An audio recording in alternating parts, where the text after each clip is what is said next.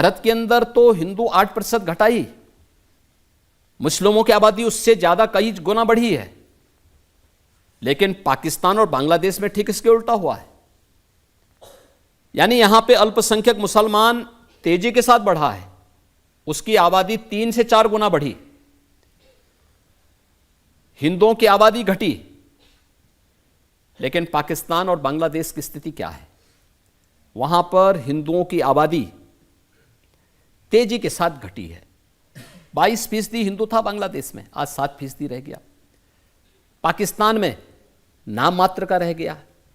400 पार इसलिए कि संविधान को बदल देंगे। देखो, ये मोदी जी ने 10 वर्ष तक, मोदी जी फुल मेजॉरिटी के साथ, यानी अकेले भारतीय जनता पार्टी के पास इतना समर्थन था कि वो सरकार चला सकती थी। एनडीए को साथ में लेकर के मोदी जी ने 10 वर्ष तक सरकार चलाई है।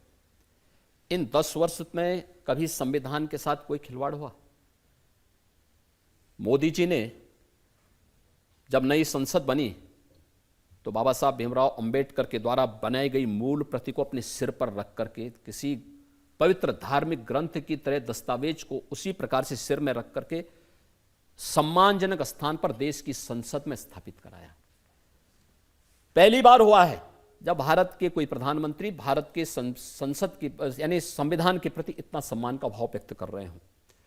दूसरा, बाबा साहब भीमराव अंबेडकर के पंच तीर्थ भी मोदी जी ने बनाए। मैं आज भी कहीं जाता हूं, अब तो मुख्यमंत्री के रूप में हो सकता है बहुत भीड़ भाड़ में जाने में थोड़ा ये होता है, लोग रोकते हैं, सुरक्षा वाले रोकते हैं, प्रशासन ऐसी व्यवस्था कर देता है। लेकिन एक सांसद के रूप में भी जब मैं वो जाता था तो मैं अपने साथ 2-4-5 किलो टॉफ़ी लेकर के या लड्डू लेके जाता था, और बच्चे मिलते थे तो उनको मैं टॉफ़ी बांटता था। और किसी भी क्षेत्र में मैं जाता था, कहीं भी जाता था, यहाँ तक कि इलेक्शन के दौरान भी मैं कभी कभी मुझे ये तो रहता था कि इलेक्शन कमीशन इसको मान ले, लेकिन मैं मानता था इन बच्चों को कोई वोट तो देना है नहीं, इसलिए इलेक्शन कमीशन इस मामले में मुझे कटघरे में खड़ा नहीं कर सकता है। लेकिन मैं तब भी वहाँ बच्चे मिलते थे तो मैं टॉफ़ी और उनके लिए लड्डू लेकर जरूर जाता था। हमारे मुख्यमंत्री जी पे इतनी चर्चा होती है, मैं पूरे भारत में जाता हूँ, लोग कहते हैं वे तो संत हैं, वे तो पीठाधीश्वर हैं और शासन। मैंने लोगों से कहा कि देखो, संतों का काम ही होता है। 2 प्रकार के संत हैं। एक संत वो हैं जिनसे सज्जन व्यक्ति मिलता है और मिलते ही मोक्ष को प्राप्त करता है।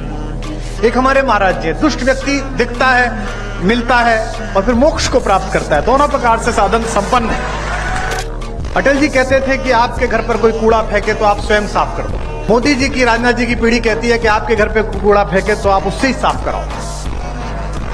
और मुख्यमंत्री जी की पीढ़ी कहती है कि आपके घर पर कोई कूड़ा फेंके तो आप कूड़े को भी साफ करो।